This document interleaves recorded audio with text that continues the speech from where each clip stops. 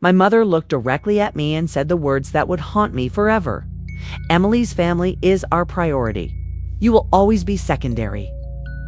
My father sat there in silence, then slowly nodded his agreement. That moment shattered something inside me. But it wasn't the beginning. It was just the first time they admitted the truth out loud. Because what I discovered years later made that conversation look like mercy. My entire life had been orchestrated around a single terrifying fact. I was never supposed to exist. When I was 3 years old, someone came for my sister. They took me instead, the wrong child. That's what the hidden police report called it. A mistake. But the kidnapper was never caught. Kay and my parents made arrangements with people who operate in shadows, people who don't forget. I was their insurance policy, their backup plan, their sacrifice if the moment ever demanded it. Now I'm 52, living 3 states away. And every few months at 2:13 in the morning, someone knocks on my door. They leave a note. Same message every time. You were never meant to survive the first choice. If you want to know how I uncovered the documents that proved my parents planned my sacrifice, hit that subscribe button right now and turn on notifications, because what happens next will leave you speechless. Drop a comment telling me if you'd confront your family or disappear forever. And smash that like button so this story reaches everyone who needs to hear it. My name is Evelyn Carter. I'm 52 years old now. And I've spent most of my life trying to understand why I was born into a family that never wanted me to matter. Growing up in Maple Hollow, Wisconsin, our house on Briarwood Lane looked picture perfect from the outside. White picket fence, manicured lawn, and a porch light that burned every single night without fail. My mother always said it was for safety to keep the darkness away. My father never said much about it, but I noticed he checked that bulb himself every evening before bed, like it was some kind of ritual he couldn't break. I used to think it was sweet, protective even. I was wrong about a lot of things back then. I was 8 years old when everything started to crack. It was a Tuesday night in February, and I'd gone to bed early because I had a spelling test the next morning. But something woke me up around 10 o'clock. Voices sharp. Cutting voices drifting up through the heating vents from the living room below. I crept out of bed and pressed my ear against the cold metal grate in my bedroom floor. That's when I heard my mother's voice. I'll never forget how it sounded. Cold, colder than the Wisconsin winter outside. She said, "Emily is the future of this family, Richard. Evelyn will have to learn her place." There was a pause, and then my father, the man who was supposed to protect me, simply said, "I know." 2 words. That's all it took for him to agree that I didn't matter. Something inside my chest turned to ice that night, and I don't think it ever fully thawed. Emily was my older sister by 3 years. Everyone loved Emily. She was brilliant, beautiful, talented in ways that seemed almost unnatural for a child. She played piano like a concert performer at age 9. She won every academic award our small town had to offer. People would stop my mother in the grocery store just to compliment Emily, to tell her how lucky she was to have such a gifted daughter. And my mother would beam, absolutely glow with pride. Sometimes I stood right there next to them, invisible, holding the shopping bags. Nobody ever asked my mother if she had another daughter. I became very good at being invisible. But here's the thing that still haunts me. The thing that makes me question everything I thought I knew about my childhood. One night, about 3 months after I overheard that conversation, I woke up again. This time it wasn't voices that pulled me from sleep. It was the sound of footsteps in the hallway, multiple sets of feet moving carefully, quietly, like they didn't want to be heard. I opened my bedroom door just a crack and peered out into the dimly lit corridor. What I saw made my blood run cold. Dr. Lionel Hayes was in our house. He was our family therapist, though I didn't know why we needed one. He'd been coming to our home for private sessions with my parents for about 6 months by then. Tall, silver-haired with glasses that caught the light in strange ways. He always smiled at me, but his smiles never reached his eyes. That night, he was sitting in our living room with both my parents, and they were speaking in hushed, urgent tones. I crept to the top of the stairs and sat in the shadows, straining to hear. Dr. Hayes leaned forward, his voice barely above a whisper. and said something that's echoed in my mind for over 40 years. He said Evelyn doesn't need to know what Emily knows. My mother nodded slowly. My father stared at the floor. And then Dr. Hayes stood up, gathered his briefcase, and left through the front door. The porch light flickered once as he walked away, then burned steady again. To this day, I don't know what he meant. What did Emily know that I didn't? What secret were they keeping from me? I tried to ask Emily about it once, years later, but she looked at me like I'd lost my mind and changed the subject so fast I got whiplash. I learned early on that questions in the Carter household were discouraged, especially questions from me. So I stopped asking. I watched instead. I paid attention to the things that didn't add up. The strange looks my parents exchanged when they thought I wasn't watching. The way Emily would disappear into my father's study for hours at a time while I was told to play outside. The way my mother's face would harden whenever I accomplished something, like my success was a personal insult to her. I collected these moments like evidence, building a case against my own family. Trying to understand why I was treated like an afterthought in the house where I was born. And the porch light kept burning every single night. It's like a beacon for something. I couldn't see but could always feel watching us from the dark. The dinners started when I was 9. Every other Tuesday evening like clockwork. My mother would transform our dining room into something that belonged in a magazine. Fine china that we never used otherwise. Silver candlesticks polished until they gleamed. Cloth napkins folded into perfect triangles. She called them her important dinners, though she never explained what made them important or why they happened with such rigid frequency. Emily, who was 12 by then, would help her prepare. They'd work together in the kitchen for hours, my mother teaching her how to arrange garnishes and pour wine at just the right angle. I remember standing in the doorway once, watching them move in sync, laughing at some private joke. And my mother glanced up at me with an expression I can only describe as irritation.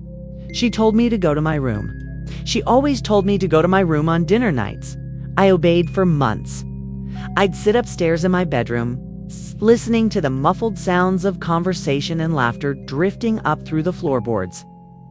Wondering what was so important that I couldn't be part of it? My mother said I was too young, that these were adult matters. But Emily was only 3 years older than me, and she got to serve the roast.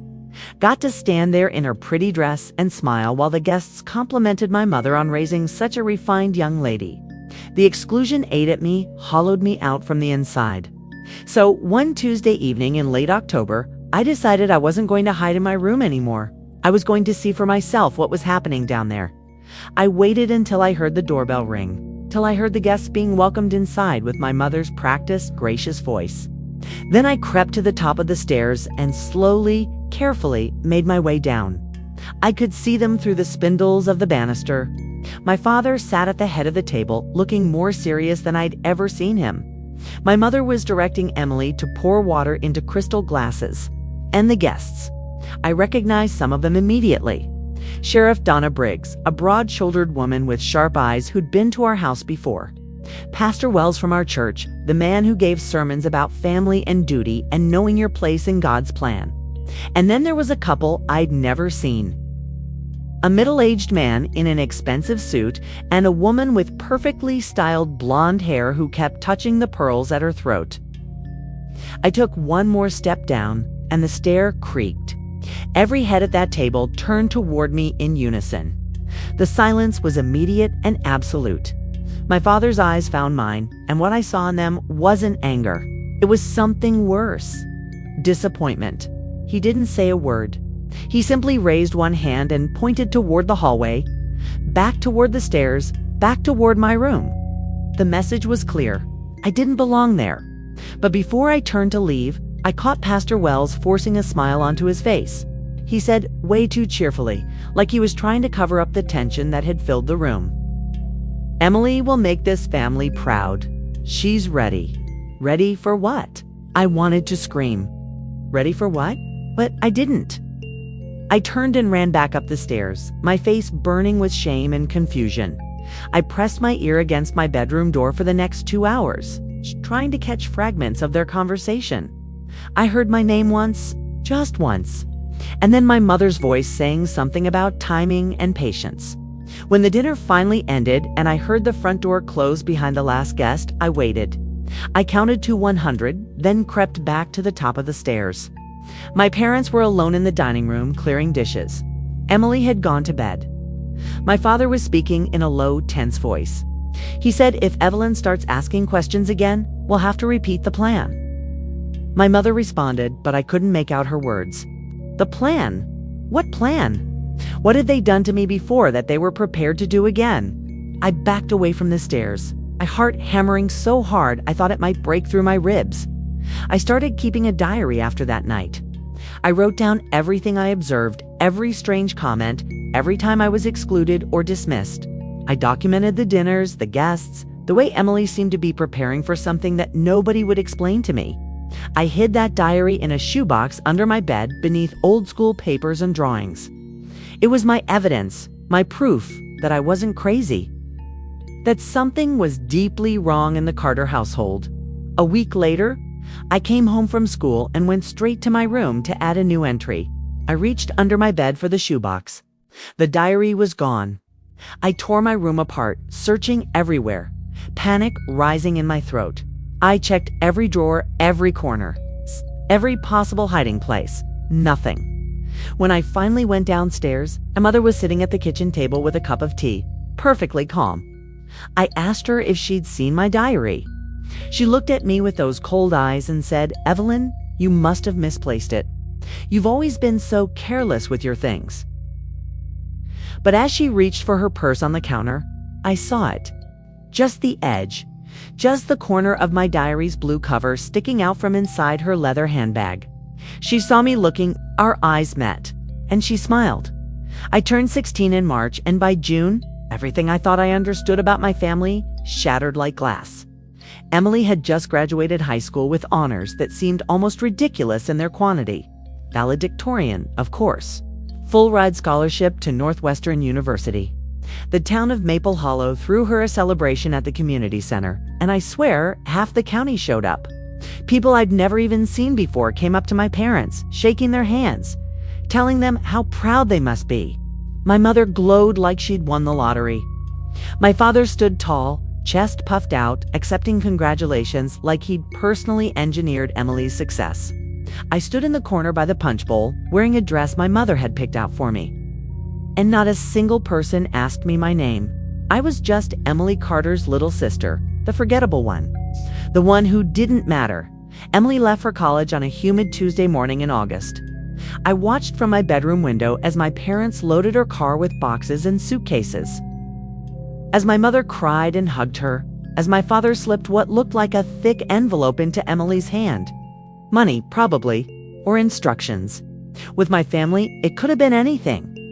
After they drove away to take her to campus, I went downstairs and found the house eerily quiet.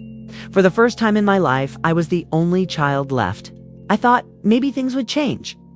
Maybe my parents would finally see me, talk to me, clued me in whatever secret world they'd built around Emily. I was so naive that night. Storm rolled in like something out of a Gothic novel. Thunder that shook the windows, lightning that turned the sky purple. Rain that hammered against the roof so hard I thought it might cave in. I was in my room doing homework when I heard frantic knocking at our front door. I came out into the hallway just as my father opened it. Mrs. Polk from next door stood there, absolutely drenched, her gray hair plastered to her skull. Eyes wide with something that looked like fear. She was talking fast, breathless, saying she'd seen someone in our backyard. A tall man, she said, coming out of our shed around 8 o'clock, just as the storm was starting. He'd been carrying something, she couldn't tell what. And he'd gotten into a dark car parked in the alley behind our property.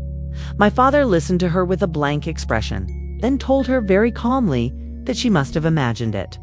The storm was playing tricks on her eyes, he said. There was nobody in our backyard. Mrs. Polk looked confused, hurt even. But she nodded slowly and apologized for bothering us. My father closed the door and locked it without another word. But I'd been watching him carefully. I'd gotten good at reading the tiny tells, the micro expressions that revealed what people were really thinking. And I saw it, just for a second. Relief, he was relieved that Mrs. Polk had accepted his explanation. An hour later, after my parents had gone to bed, I heard it. The sound of the padlock on our backyard shed slamming shut. Heavy, metallic, deliberate. I went to my window and looked out through the rain-streaked glass. My father was walking back to the house from the shed, hunched against the rain, checking over his shoulder like he thought someone might be watching. And then I heard something else, something that made my skin crawl. A soft hum coming from the shed. Mechanical, rhythmic, like machinery running. We'd never kept anything in that shed except old gardening tools and Christmas decorations. What was humming in there? I couldn't sleep that night. I lay in bed staring at the ceiling, listening to the storm rage outside, thinking about everything that didn't make sense. The dinners, the whispered conversations, Dr. Hayes and his cryptic comments. Emily's departure feeling less like a college send-off and more like a carefully executed extraction. And now this, a mysterious man in our shed and machinery that shouldn't exist. I decided I needed answers. I needed to know what my parents were hiding. So 2 days later, when both my parents were out of the house, my mother at her book club and my father at work, I made my move. My father kept a spare set of keys in his nightstand drawer. I'd seen him take them out once or twice over the years. I went into my parents' bedroom, hands shaking, feeling like a criminal in my own home. I found the keys and went straight to my father's office, the room that had always been off limits to me. The room where he and Emily would disappear for hours. I unlocked his desk drawer, the big one on the bottom right that I'd seen him secure with a particular small brass key. Inside were files. So many files. Bank statements, property deeds, insurance documents. And then I saw it. A thin manila folder labeled in my father's precise handwriting, with just 2 letters and a dash and then 2 more words that made my blood freeze. EC, secondary plan. My initials. Evelyn Carter. My hands trembled as I opened it. Inside were reports from my school counselors going back years. Notes about my grades, my behavior, my social interactions, all annotated in my father's handwriting with comments like acceptable and no intervention needed. There were notes from Dr. Hayes, the family therapist, documenting sessions I didn't even remember having. And then there was a list, a typed list of emergency contacts. Every single one was for Emily, her college dorm, her roommate's number, her advisor, her boyfriend at the time, and then at the bottom, a single line that made me feel like I was falling through the floor. It read in plain black text, "If crisis occurs, prioritize Emily's household. Evelyn is non-essential." Non-essential. Like I was a piece of equipment that could be discarded. Like I was something they could throw away if things got difficult. I took the folder. I don't know what I was thinking, but I took it back to my room and hid it under my mattress. That evening at dinner, my mother made pot roast. We sat at the table, the 3 of us, and the silence was suffocating. I couldn't eat. I pushed food around my plate, trying to work up the courage to say something, to demand answers. Finally, I looked up and asked, as calmly as I could manage, why there were emergency plans for Emily, but not for me. My mother's fork stopped halfway to her mouth. My father's jaw tightened. And then my mother set down her fork, folded her hands on the table, looked me dead in the eye with an expression of such cold certainty that I felt it in my bones, and said, "Your sister's family will always come first. You are always last." I looked at my father, desperate for him to contradict her, to tell me it wasn't true. He met my gaze, and he nodded. Just a single, slow nod of agreement. That's when I realized the truth. My life was being planned without me. I was just a background character in a story where Emily was the only one who mattered. I moved away at 18. The day I turned 18, actually, I'd already arranged everything in secret, found a tiny apartment 3 hours away, got a job at a diner, enrolled in community college. I packed my car while my parents were at work and left a note on the kitchen table. I didn't come back for holidays. I didn't call. At 25, I officially cut all contact. I built my own life from nothing, got my degree, worked my way up to a decent job in marketing, made friends who actually cared about me. Got married to a man named David who seemed kind and stable. For years, I convinced myself I'd escaped. I was wrong. At 49, everything collapsed. David and I divorced after he admitted he'd been having an affair for 2 years. My company downsized and I lost my job. My savings evaporated, paying legal fees and covering bills.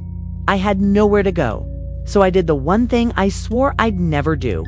I called my mother and asked if I could come home temporarily, just until I got back on my feet. She said yes, but her voice had that same cold quality I remembered from childhood.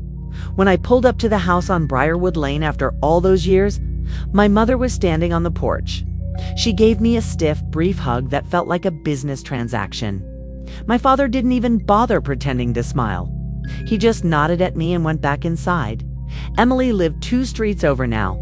She'd married a man named Mark Rowan, a financial advisor who wore expensive suits and drove a BMW. They had a son, Jacob, who was 15. I ran into them at the grocery store my second day back.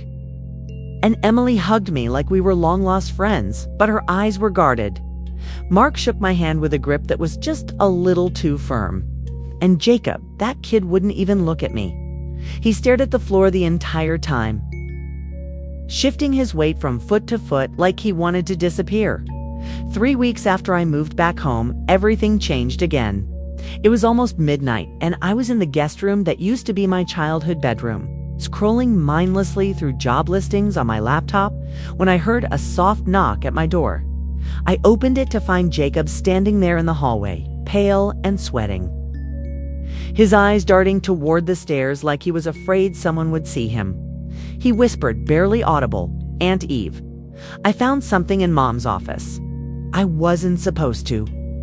Before I could respond, before I could even process what was happening, he shoved a sealed envelope into my hands and ran, just bolted down the hallway and out the front door. I stood there holding the envelope, my heart racing, wondering what the hell I'd just been given. I locked my door and opened it with shaking hands. Inside were documents. Old documents, yellowed with age, dated from 1987. The year after I was born. They were signed by my parents and by Dr. Lionel Hayes. At the top, in bold typeface, was a title that made me feel sick. Carter Family Priority Structure, 1987 Revision. It was a hierarchy, a literal ranking of family members by importance. Emily was listed at the top as primary asset and future family anchor. My mother and father were listed as supporting structure. And then, at the bottom, below a section labeled non-critical assets, was my name, Evelyn Carter. Non-critical, expendable. But that wasn't even the worst part. At the very bottom of the page, written in my father's unmistakable handwriting in blue ink, was a single line that made everything click into place.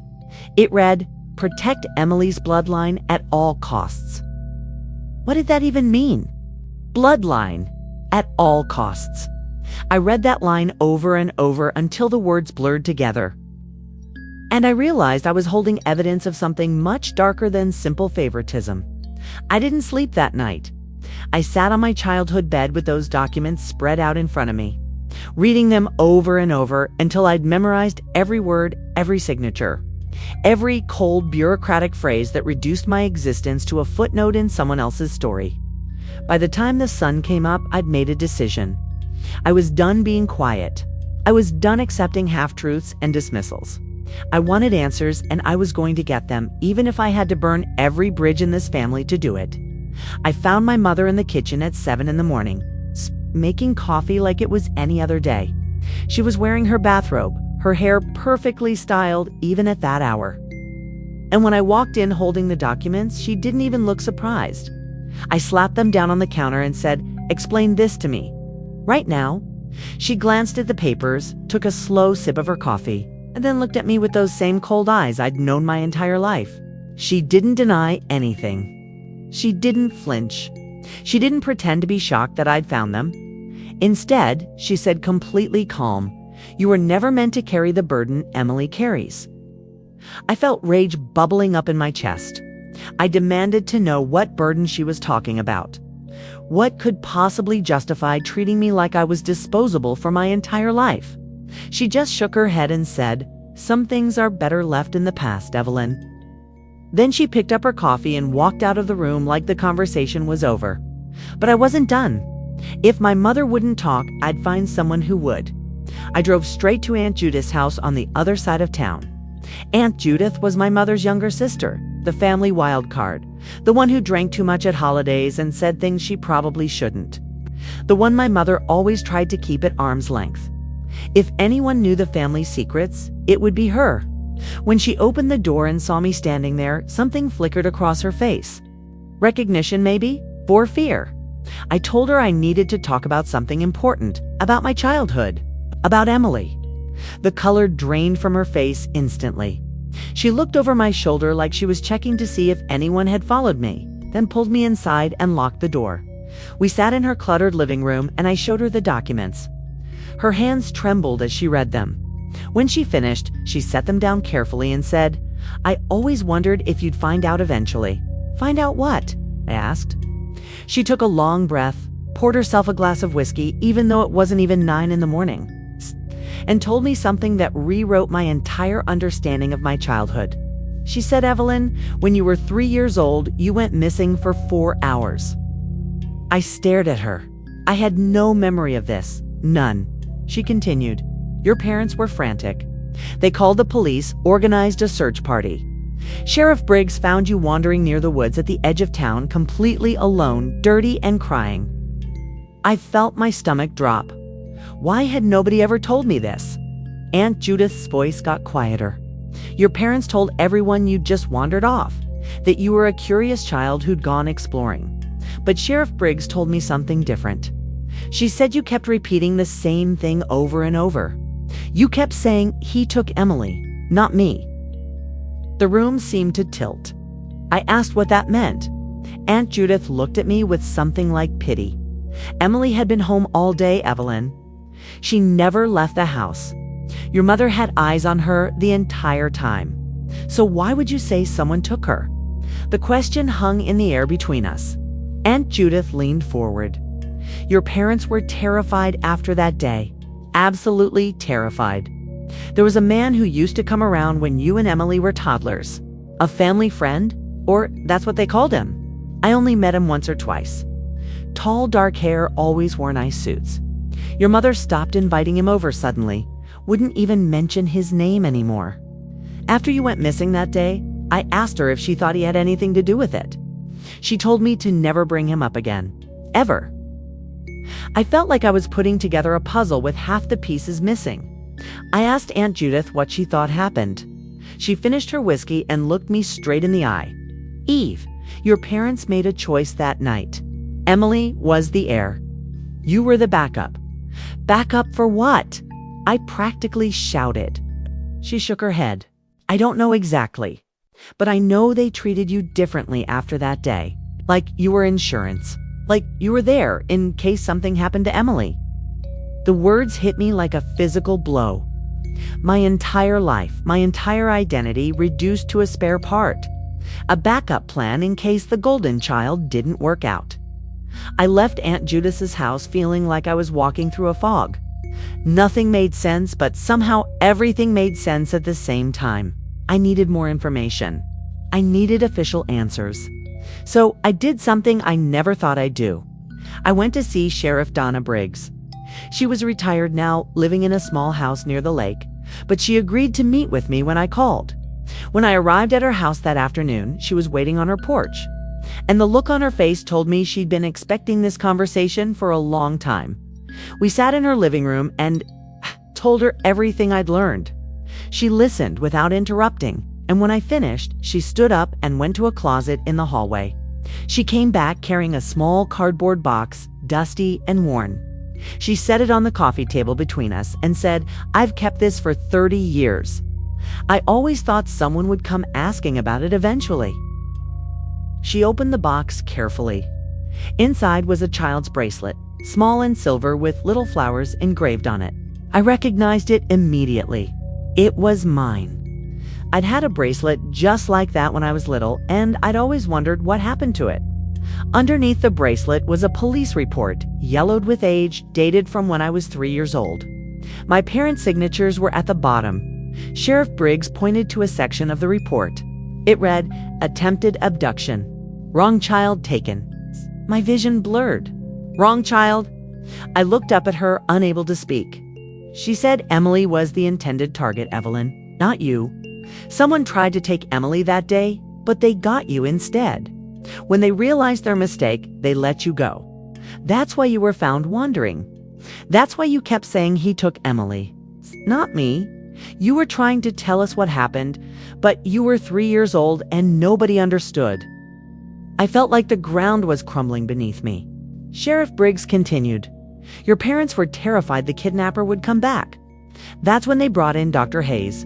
He was supposed to help your family deal with the trauma. But I always suspected he was doing something else, helping them create a plan, a protection plan. I realized what she meant. The priority structure, the emergency contacts, the dinners with important people. They'd been building a network to protect Emily, and I was relegated to the bottom of the list because I wasn't the target. I was never the one who mattered. Sheriff Briggs leaned back in her chair. Your parents decided, whether consciously or not, that you would always be the expendable one. They never told you because they were afraid you'd resent Emily. And honestly, Evelyn, they were right to be afraid. Her words stung because they were true. I did resent Emily. I'd resented her my entire life without even knowing the real reason why. But there was something else nagging at me. I asked Sheriff Briggs if they ever caught the kidnapper. Her expression darkened. She shook her head slowly. No, the case went cold. But I always suspected your parents knew more than they were telling me.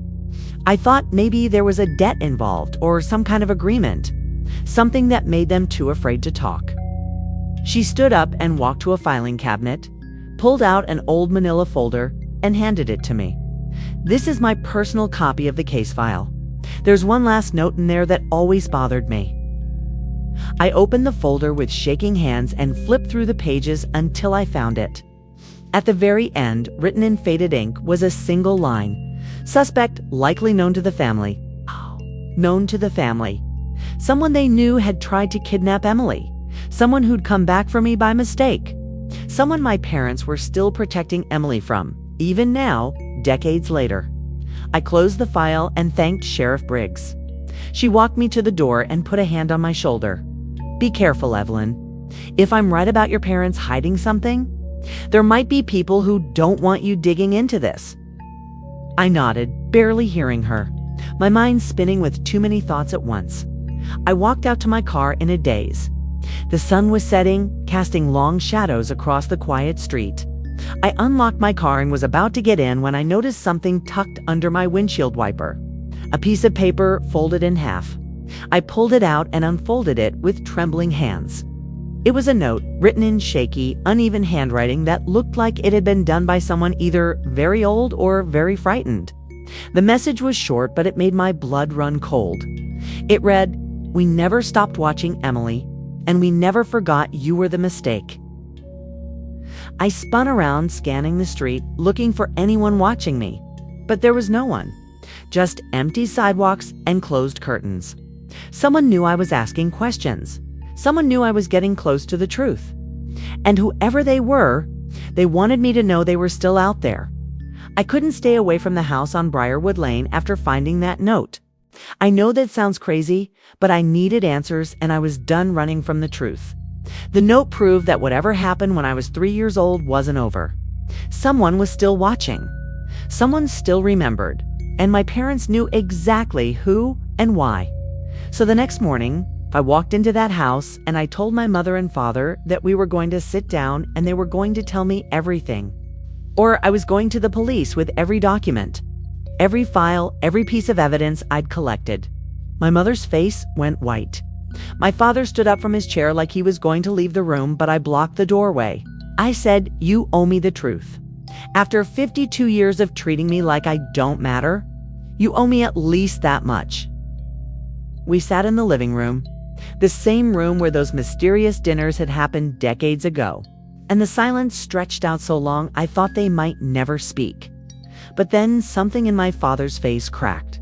He looked old suddenly, older than I'd ever seen him, like all the years of carrying secrets had finally caught up with him. He rubbed his hands over his face and said, "You have to understand, Evelyn. We thought we were doing the right thing. We thought we were protecting our family." I told him to stop stalling and just tell me what happened. So he did. He told me that years before Emily was born, back when he and my mother were young and ambitious and desperate to climb the social ladder in ways that people from small Wisconsin towns usually can't, they got involved with a private group. He called it a security organization for elite families. But the more he talked, the more it sounded like something much darker. Protection, he said. Connections, influence, access to opportunities that regular people never get. The kind of group where politicians and business executives and people with real power make deals behind closed doors. My mother sat perfectly still beside him, her hands folded in her lap, staring at the floor. My father continued. He said the group offered them everything they wanted: financial security, social status, a future where their children would never struggle the way they had. But protection came with a cost. There's always a cost, he said.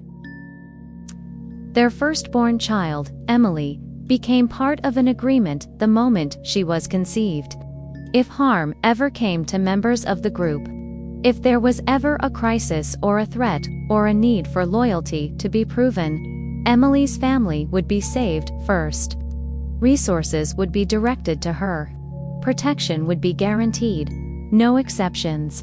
That's why she got the best of everything growing up. That's why she was groomed and prepared and celebrated. She wasn't just their daughter. She was an asset, an investment, a guarantee that the Carter family would be taken care of no matter what happened. My father looked at me then, really looked at me for maybe the first time in my life, and said, "And then you were born." I felt my chest tighten. I asked what he meant. He said I wasn't planned. They'd been told by the group to have one child, to focus all resources on that child, to make that child exceptional. But my mother got pregnant again, 2 years after Emily was born, and by the time they realized it, it was too late. I was already on the way. The group wasn't happy about it, my father said. They saw me as a complication, a dilution of resources, a potential liability. But there were rules, processes, and the group decided I could stay as long as my parents understood one critical thing.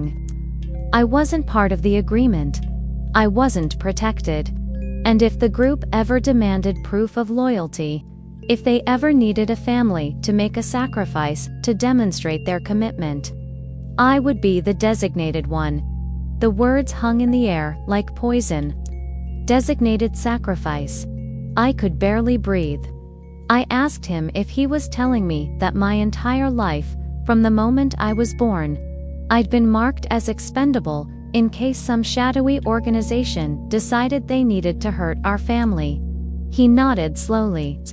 My mother finally spoke, her voice barely above a whisper. She said, "We've been preparing for that possibility your entire life, Evelyn. That's what the priority structure was. That's what the emergency plans were for. That's why Dr. Hayes came to our house and told them I didn't need to know what Emily knew. Because if something terrible happened, they needed Emily to be ready to survive and continue the family line. And they needed me to be kept in the dark so I wouldn't run or fight back when the time came. I felt like I was going to be sick. I asked them how they could do this.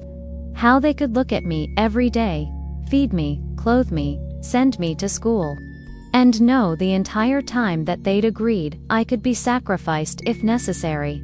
My father had no answer. He just stared at his hands. But my mother, cold and composed as always, said something that broke whatever fragile connection we still had. She said, "We did what we had to do. Emily is the continuation of our line.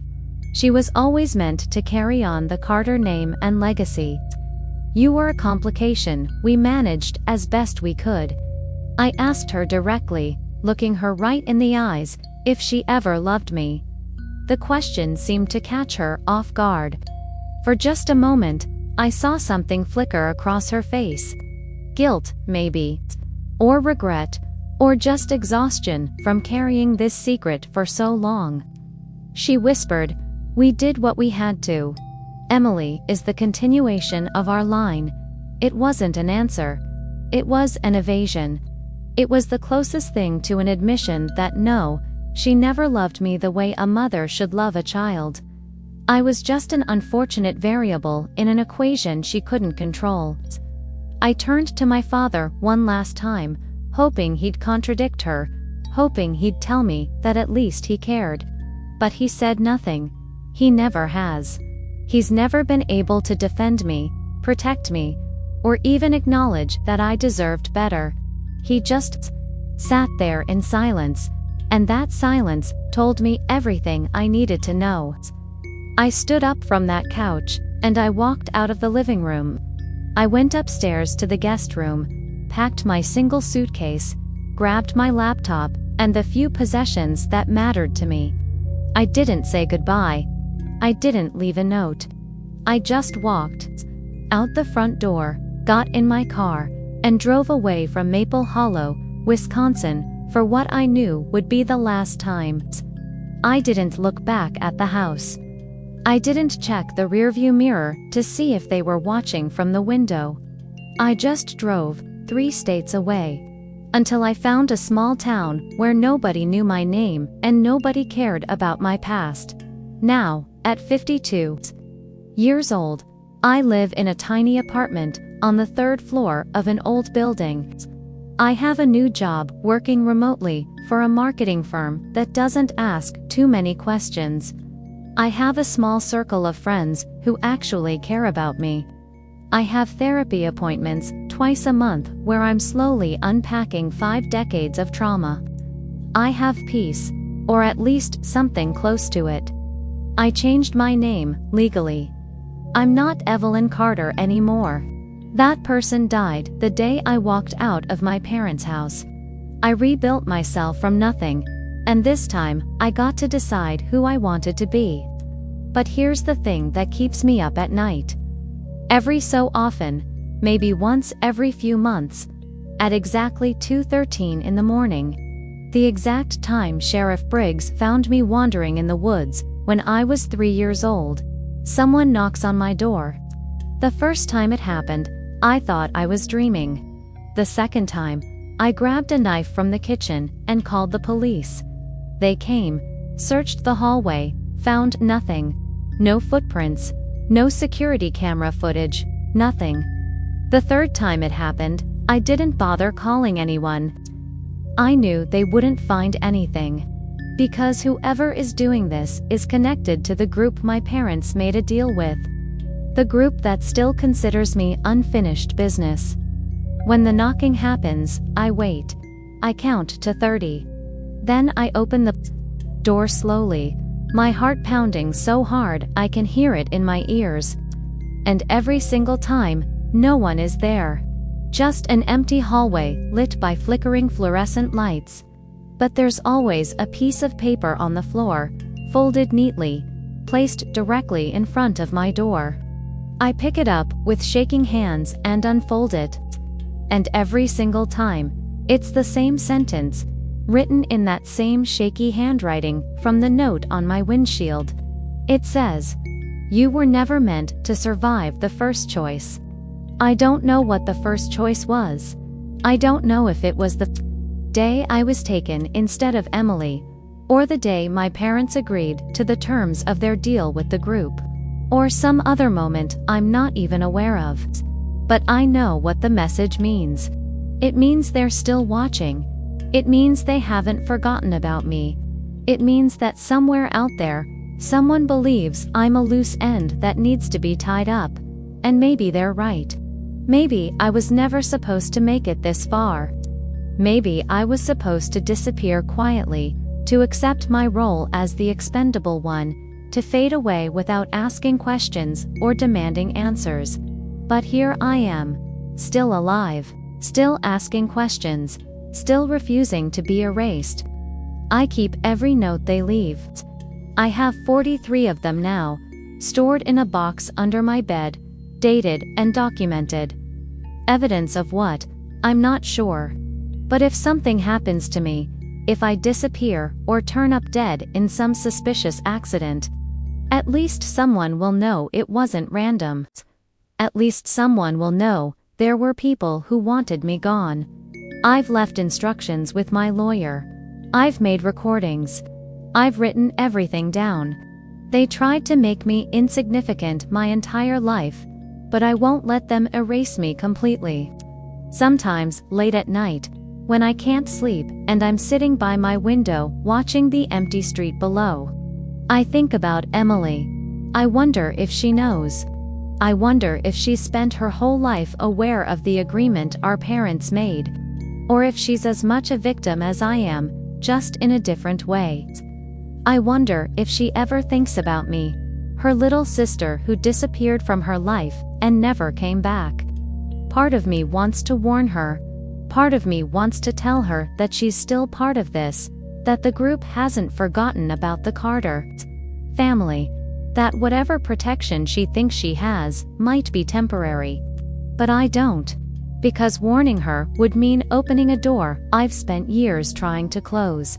It would mean stepping back into a world that tried to destroy me. And I'm not strong enough for that. Not yet, so I wait. I live my quiet life. I go to work, I see my friends. I go to therapy. I try to build something resembling normalcy. And every few months, at 2:13 in the morning, someone knocks on my door. I open it. I find the note.